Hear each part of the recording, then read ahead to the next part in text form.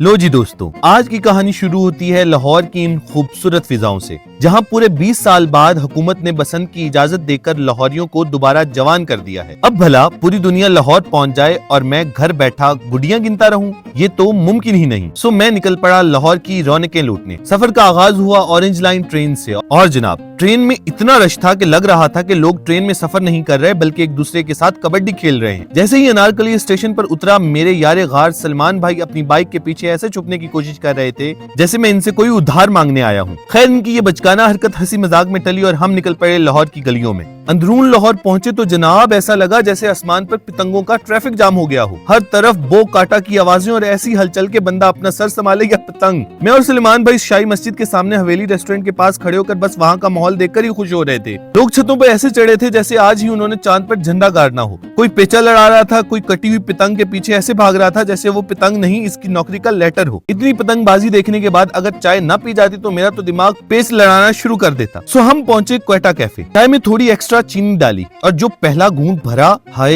ऐसा लगा जैसे जिंदगी में दोबारा तार डल गई हो। अभी मैं चाय के मजे ले ही रहा था कि हमारे जासूस दोस्त हुसैन भाई, अक्सम भाई और मोहिब भाई को मेरी खुशबू आ गई। ये शायद इन्हें शक हो गया कि फैसल अकेला चाय पी रहा है। वो मुझे अगवा करने पहुंच गए और कहने लगे, शाह जी अब लाहौर का असल गली मोहल्ला हम दिखाएंगे। सलमान भाई से एनओसी ली और हम निकल पड़े अंदरून की इन तंग रस्तों में जहाँ लाहौर वाकई धड़कता है। मस्जिद वजीर खान के पास जो मंजर था, इसे लफ्जों में बयान करना नामुमकिन है। तारीखी दरो दीवार में इनके ऊपर उड़ती पतंगे, दिल्ली गेट पे तो ऐसा रश था कि अगर आप सांस भी लें तो साथ वाले को लगती थी, लेकिन हम भी रास्ता निकालने के माहिर हैं। वहाँ से गुजरे तो हुकूमत के लगाए हुए बसंत फ्लोट्स भी देखे जो माहौल को मजीद रंगीन बना रहे थे। अब इतना पैदल चलने और बो काटा के नारे सुनने के बाद पेट में चूहे नहीं पूरे पहलवान कश्ती लड़ रहे थे। तो हम सीधा पहुंचे डोगर फूड एंड सज्जी पर। वहाँ भी लोगों का ऐसा रश था जैसे आज के बाद खाना दुनिया से खत्म होने वाला है। खैर, जैसे ही हमें जगह मिली हमने सज्जी और चावलों पर वो सर्जिकल स्ट्राइक की कि डोगर वाले भी डर गए होंगे। सज्जी का पहला नवाला लेते ही सारी थकन ऐसे गायब हुई जैसे कटी हुई पतंग गायब होती है। आखिर में थकावट का फाइनल पोस्टमार्टम करने हम फिर एक क्वेटा होटल पर पहुंचे। कड़क चाय पीकर सुकून की सांस ली और यूं 20 साल बाद होने वाली इस तारीखी बसंत की ये कहानी